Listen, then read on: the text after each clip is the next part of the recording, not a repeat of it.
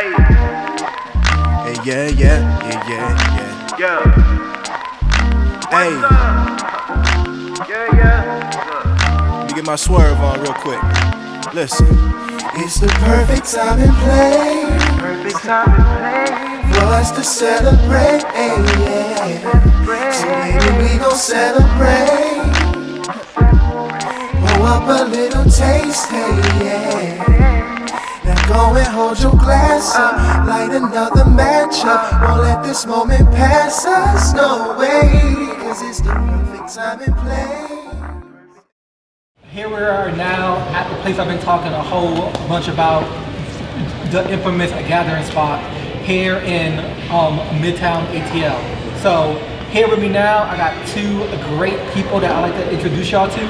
How about y'all introduce yourself, because I don't think I could do y'all's biography any justice at all. So how about you, Andre? Go ahead. Yes, my name is Andre Williams. I'm the founder and president of Pivotal Wealth Management. So I'm a financial advisor here in Atlanta, Georgia. And I'm glad to be here. Thanks for being here. Great. My name is TK Pearson. I'm the co-founder of the Gathering Spot. So the proud co-owner of this business here, and I oversee our operations and finances. My title is technically the CFO, and I've been doing this since March of 2016. The Gathering Spot is a private membership club that is rooted in community and culture. Nice. And like, I just want to point out to the audience at home that both of y'all have a finance background. So that's why I decided to interview both of y'all together, because this is the true money team. You know what I mean? And the topic is going to be about how we scale our black-owned businesses in a financial point of view to compete with other more established brands. Because I think both of y'all understand that. Because like you said, TK, you're one of the co-owners here of the Gathering Spot, a highly successful club. And then you over here, Andre, you help people like me grow our personal assets so that we could be better off, you know? So just to kick it off, what does generational wealth mean to each of y'all? To me, generational wealth means being able to pass on opportunity at its core.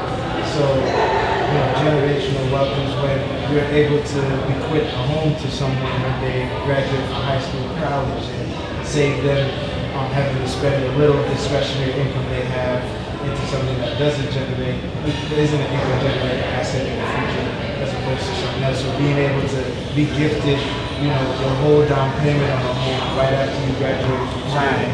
And it's really about resources and opportunity, and that's what generation is. So to me, generational wealth is really transformative. It's empowering, and it's something that frees the next generation from the same level of struggles or work. It's really a foot forward. Where we don't, oftentimes as African Americans, we don't think about the legacy of anything. In my profession, I hear a lot of people say, hey, I made it, make it. Sometimes it's I paid for school, so that's their starting line. So people have different perspectives, but I really want more of us to have the sense of leaving a legacy, because when you do that, we talk about the wealth gap or the need for access to resources.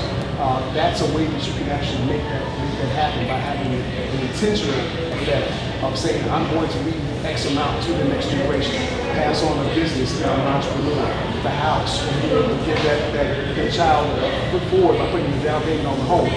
That's empowering. We need more in our community. So we often talk about obtaining generational wealth, but we don't ever talk about how do you actually take the steps to get that wealth. Could you explain from a professional financial advisor point of view what kind of steps you could do personally to obtain that, not just for you as an individual, but also for your business? So it starts with a plan. Everything starts from the genesis of everything is what is it that you're trying to accomplish. You have to set the goals. You have the long-term goals, but you also want to have the milestones along the way. So from an individual perspective, the basics are a budget, cash flow management. I make this amount of money. I can't spend everything. You know, this is what I call YOLO mentality. Sometimes it gets us in YOLO trouble. mentality, Yeah, yeah. we want to, we want to travel, pop the bottles. We're on Facebook, with all the places that we Right. went. And sometimes that's the opportunity. Those dollars that you're using to spend, that's the opportunity cost that you chose to make those choices. But you can make better choices and say, how can I take these dollars to invest in myself as far as my learning, invest in my portfolio to grow my assets, or to invest in a business. And sometimes we need to be more cooperative with how we go about our business. So maybe I don't have all the resources or all the knowledge and expertise and skill sets. Like the TK, who's got some skill sets, and we can work together jointly to grow an enterprise. So it's really the kind of stuff, the planning process that dictates the decisions to the path that you take going forward to actually create your own personal wealth and your business wealth. That makes a lot of sense because I was reading a post today actually from the other co-founder of the Gather Spot, Brian, where he talked about things that people think are taken for granted that they get access to. Not all black-owned business owners get access to as well, which is something that you probably know pretty well as the CFO with the COVID crisis going on. PPP was, one of the things where people think you just go into a bank and then boom, you're done. You know what I mean? But it's a whole different process, especially as a black entrepreneur.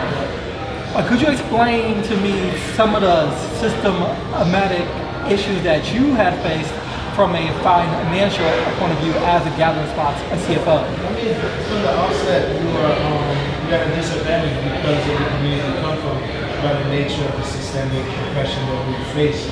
Because, a phrase that I heard one time is that cash is the oxygen for businesses.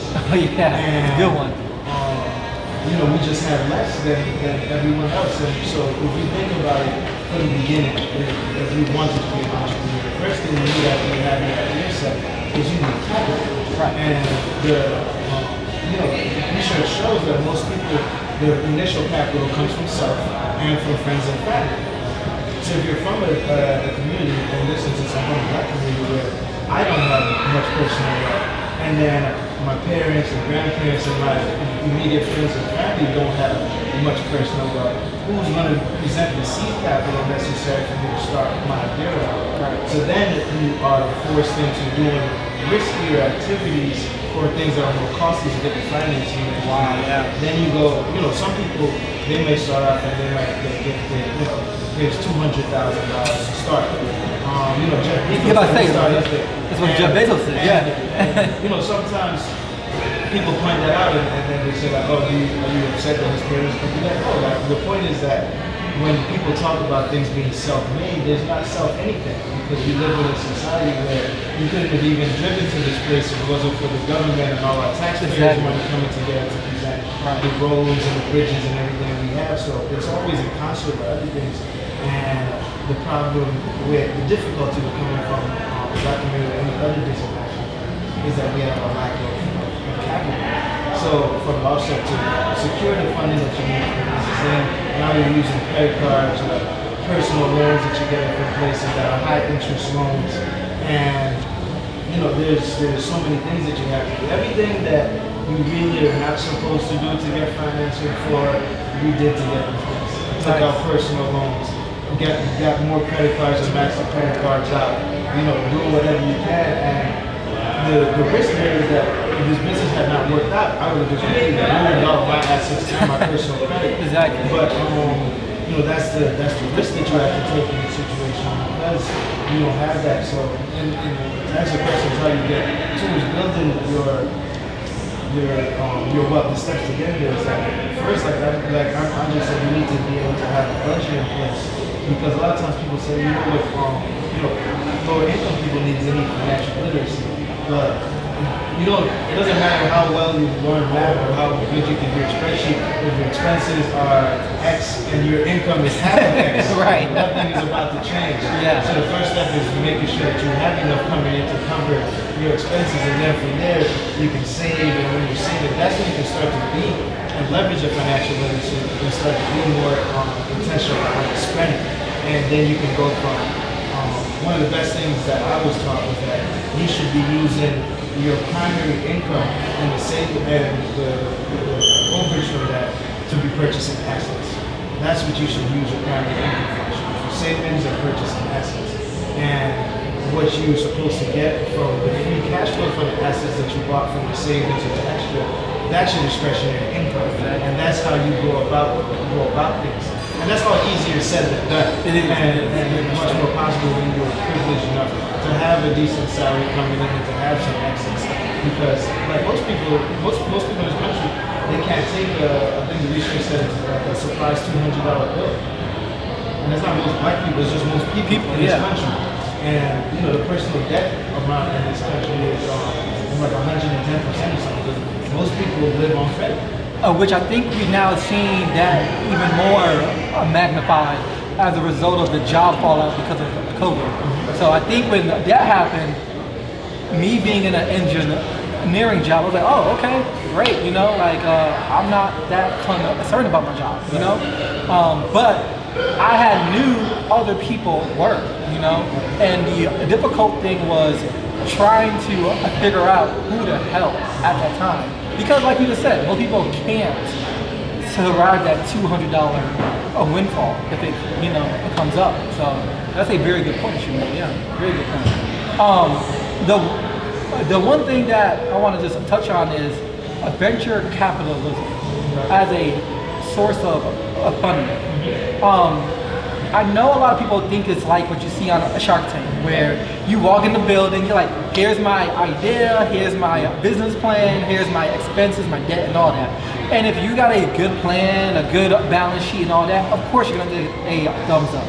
But I think people don't understand that for us as black entrepreneurs with high ambitions, getting a partner or a venture capitalist to bankroll what you want to do is a lot more difficult than what the average person would have to go to just because of the color of our skin. And I've had this conversation with other people where they think is, well, your idea just isn't that good. And I'm like, well, John's idea wasn't that good either, but he got $100 million. Could you just explain, because I know you have experience in that space as well, what is it like for a black man, just a black entrepreneur in that space? And what are some good tips for other entrepreneurs watching so that they could be putting their best foot forward when they're going to get venture capitalist dollars? I said the experience with venture capital, particularly as a black founder, is difficult because you're a rarity. And what people need to understand about raising money is that it's more art than science at a certain point. Because especially earlier on, your business, it's just proclamations and projections. So a lot of it's just trust and belief that you and your team are the right person and individuals that can execute on this vision that hopefully you've articulated and you've modeled out as to why it's a good opportunity. But a lot of it is just fake, and people just believing in you for this or that other reason. And what you see a lot is that in the VC industry, just like everything else, where people are just following along with the leaders. So you have a few major VCs who, when they make a decision, other people jump on and follow along. Exactly. But if you don't have someone who is a partner or can pull the trigger at one of the big title VC funds, you kind of end up in a wonderland. And people, like, you got to think about it from their seat. So you're the VC and you're trying to invest in something. And part of how you keep things going is if you go to LPs and you tell them, hey, we invest in X, Y, Z, and we see all these great returns. Most people can't name a black company that has a fantastic return for VC. So you're already out of the box there because people want to just do the thing that won. That's why they always say like, oh, this thing's gonna be an Uber of this or the Airbnb of that, because it's like that's something that we've seen that's a one. So now you just want to draw the parallels to that. What parallel can you draw for someone when you're a VC saying, hey, I want to invest in Justin's company as he's a black founder, and then you're like, is that, then they do the objective thing and it's like, is that going to get the type of exit that we really want? Exactly. Is it going to get the multiple that we need? Is it a niche enough market but still deep enough? It's it's a difficult game. It's not impossible, but you know, it's a rarity. And I think part of the culture of fundraising that has been warped is because of the news and the press. A lot of people get caught up in like, yo, this place just raised X amount of money and did this and that. But that's not the purpose of you being a founder. Because when you raise money, that just means you lost some ownership. And hopefully it also means that the value of the company went up. But usually that's paper money. Exactly. It's not real. Yeah, not real. Yeah. So, you know, if I come out tomorrow and say the Gathering Stars raised $10 billion, that's great on press, it looks fantastic. But if I raise $10 billion, that means the valuation is what? $1 trillion? And then if I don't prove out that valuation, my equity is meaningless. Exactly. So I think we should be shifting our focus more so away from trying to raise a bunch of money, especially in outset, into things that can cash flow. And then when you get into the fundamental cash flow, and then when you're having conversations with people, that it's not just all theoretical anymore. You can really say like, hey, Andre, if you gave me $10 million based off of the cash flow that I have right now, I'll be able to return 2x within 3 years. Then the conversation is a lot different, because it's not really like, I don't know if this guy can do it, because you can prove out that like without you I was making this money. If you believe these numbers are true and the operations are good, you should come in on this thing. Usually that argument will work with someone who has money. That makes sense. It makes a lot of sense. So you touched on how it's all paper money. It's not actual cash. And I always tell the story of how when my grandmother died was around the time of a company called Amazon's IPO. And she left me $500. And I didn't know what Amazon was until I went to school one day and my teacher said, hey, we got this donation of books from a company called Amazon. For everybody watching at home, Amazon started off as a book company. It wasn't like, what it is you see now. So I had my $500 and I told my dad, there's a company called Amazon about to go IPO. It's only like $2 a share. I want to take my $500 and put it in this company. He told me that is crazy. It isn't actual money. That's how people go crazy and they kill themselves. So I took the money and I did what any other 10-year-old would do, basically. Just spent it on a video game at the time, A PS2 was hot, you know what I mean? So, you know what I mean? You know what's interesting? I said a presentation we did on this. If you had invested in Amazon in IPO in 97, you invested $1,000, it'd be worth like 1.5 million or so today. Exactly. So like my $500 would have been about 500,000. Yeah, 750. Which when I learned about that later in college, I was like a little bit upset at my dad. I was like, I would have been off by now. You know what I mean? But I had to think about it, and I was like, I didn't learn about this until I was in college. They didn't even teach us this in high school or anywhere else like they should. And I feel like a lot of people when they come to me, because they see me day trading, they see me buying in investments. I mean, even you, Andre, you had me investing my money in a cell phone tower. Like, who the hell thinks of investing in a cell phone tower? Of course, when everybody needs a phone nowadays. I feel like we would be building generational wealth quicker and even more wealth for our own businesses quicker if we understood how to invest in the overall market and the opportunities out there. So, what's your best advice for trying to learn about those opportunities and how to accurately invest in the market? Because if I only got $100, I'm already thinking all I have is $100 to make it until the next payday. But I always tell people you can start with just a couple dollars, and they think I'm joking. But I want you to just expand upon that. So, if somebody's only got a little bit of extra surplus at the end of the month, then that's not going to allow you to be able to retire in the next few years. So it really comes back to having a conversation around entrepreneurship, how can you increase your cash flows, right?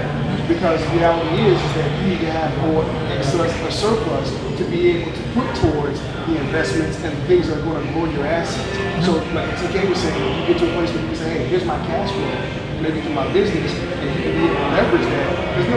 There's good leverage out there when it comes to companies. There's definitely good leverage that allows you to propel your business forward.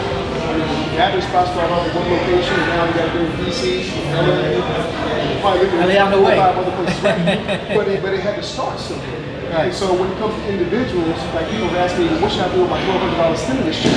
And a lot of times, if things have been tight before, you probably just need to bank that check because you got to cover food expenses, something that's more needed. And so it really comes down to a conversation about how can you increase your income, right? Assessing what you're passionate about, what are your skill sets, how might you be able to possibly either get a part-time job or upgrade from the job that you have. What are some things that you can do to actually increase the earnings potential? So you might have the potential, but you might not have at your maximum earning potential. Right. So sometimes the conversation has to go back to something like that, and that really gets down to personal assessment, understanding what you're passionate about, what your skill sets are, that will enable you to have a higher income. Personal assessment wise, what's the one thing you think people overspend on that could be easily cut out to help them generate wealth quickly? I mean, offhand, I probably say travel and entertainment. Travel entertainment. Travel, obviously, yeah. So, the pandemic has actually slowed all of us down. Yeah. And so I tell people all the time, well, you haven't done a financial plan or you haven't thought about your budget. There's a lot of things you haven't done. Are you taking the time now to be strategic about what you do as you come out of the pandemic? Most people still are just complaining about, things they want to do. Some people are still going out to the beach or whatever. But if you're going to be intentional and be serious about getting yourself to the next level, then you have got to start somewhere. And you can literally just sit down today and say, what am I trying to do? What's my current financial situation? I got these credit cards that are costing me 24% a month. That's expensive. This next stimulus check, I might take that $1,200 and use it to pay down this expensive debt. But get yourself in position as you come out of the coronavirus. Cut the spending, because although we can't go to the restaurants, people are still ordering on Amazon, still doing Uber Eats and getting I'm not gonna lie, snacks, I'll be doing that too. Yeah, but if you're trying to, a lot of times a new CEO will come into a company saying, listen, we got to cut all the spending. We're gonna have a freeze on any new acquisitions, any more spending. And as a person, you got to say, oh, I'm gonna cut all this excessive spending and get a handle on where I'm at right now. So I'm gonna cook at home, I'm gonna cut out the Uber Eats, I'm gonna stop shopping at Amazon and all the home projects that people are doing. You got to put a freeze on that so that you can get yourself in position, right? That takes discipline, but a lot of times people don't want to do that because, again, you only live once. I'm trying to live my best life. I want to be able to travel and spend and so on. You got to balance, right? You got to balance with the intent that it's not. Sometimes we talk about investing, people think that it means long-term retirement. No, it means that you self-correct today, and it might be the next couple of years when you're actually in a better position to be able to do some of those things you want to do more freely. But people that are cash strapped and they're still trying to live that life and, you're not ready for investment, it's just a reality check. And I try to get people to breathe, step back, look at the situation, assess, and make adjustments as necessary. That is a great thing to say. Just breathe, take a step back, and then usually you can then easily see. Because if you don't try to breathe and take a step back, it's usually that quick and knee-jerk reaction to everything. So yeah, that's great advice, man. I know this August is also known as Black Business Month. And I know at the Gathering Spot, y'all are doing a bunch of upcoming events this August. Could you just give us a quick rundown on what we could expect this upcoming month? And how does that tie back into y'all's platform of trying to uplift and grow entrepreneurs as a whole? Yeah, I can pick out two highlights real quick. One is we're going to have a class on how to get certified as a minority-owned business officially through the GMSDC. I think that's something that I didn't know about. When we first started this business, I knew there was definitely a way to signify a minority business or a black-owned business, but I didn't know you have to go through the local Supply Diversity Committee as part of something called the National Minority Supply Diversity Council, and they have smaller regions from there, and you have to get certified regularly. And it's actually a fairly rigorous process, not an expense necessarily. It's a few $100s, which isn't a trifling amount, but relative to the positive effect it can have in your business is usually a worthwhile investment. But understanding that part of it is just understanding the organizational stuff that you have to have ready at all times.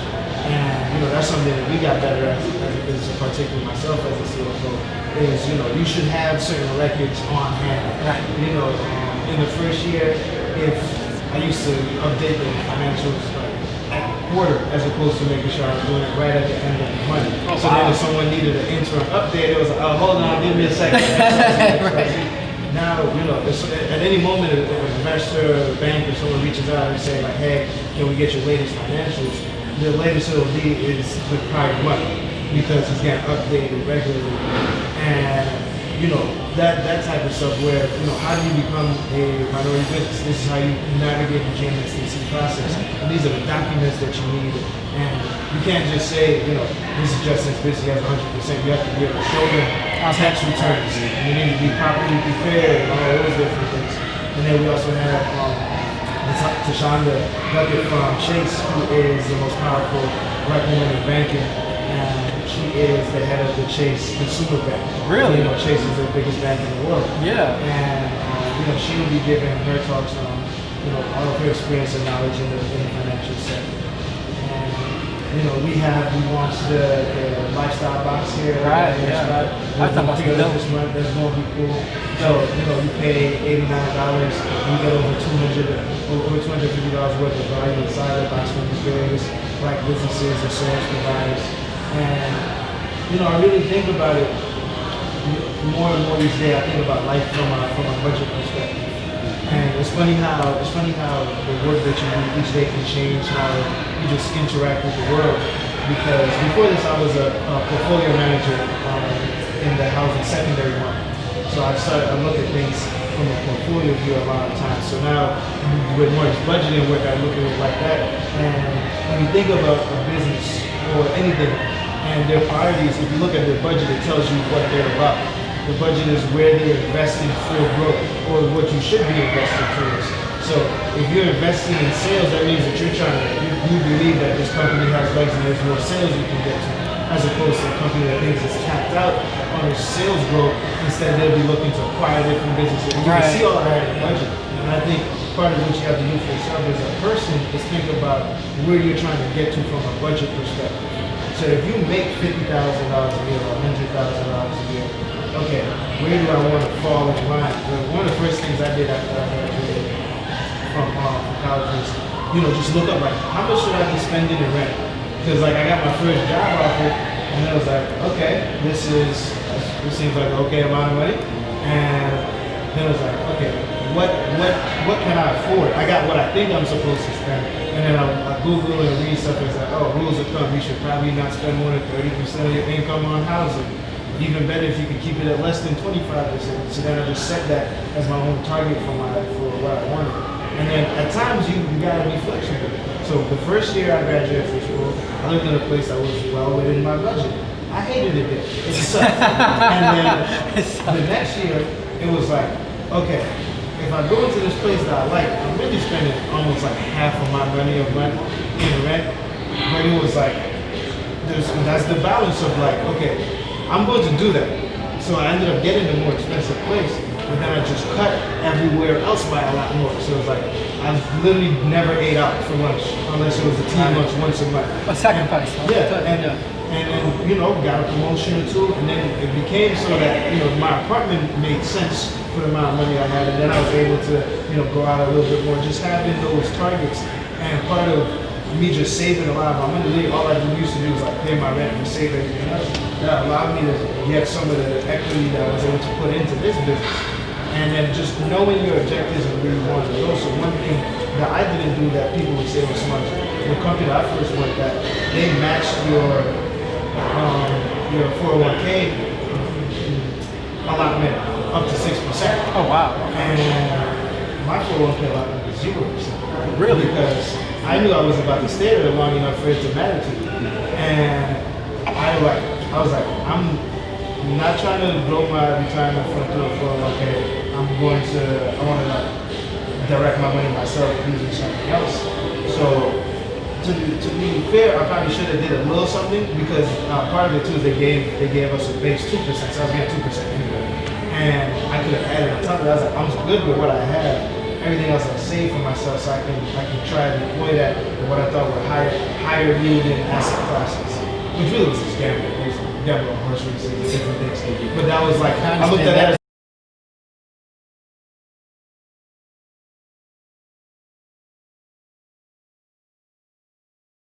risk. And I was like, I'm relatively young, well educated, so I probably can be on a higher end of the risk tolerance.